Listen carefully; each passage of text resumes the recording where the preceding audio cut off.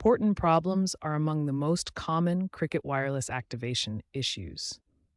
These typically occur when transferring your existing phone number from another carrier to Cricket. The most critical step is verifying that your account information exactly matches your previous carrier's records.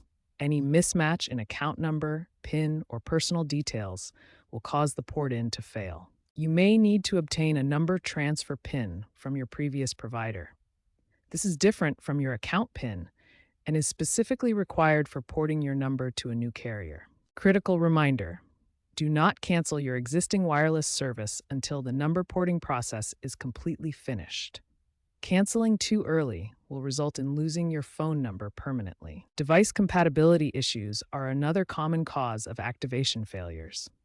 Your phone must be unlocked from your previous carrier and compatible with Cricket's network to work properly. To resolve device issues, contact your previous carrier to unlock your phone, verify compatibility using Cricket's online checker, and ensure your device's IMEI is not blocked. If you've tried these troubleshooting steps and still experience activation problems, Cricket Wireless offers multiple support channels to help resolve your issues.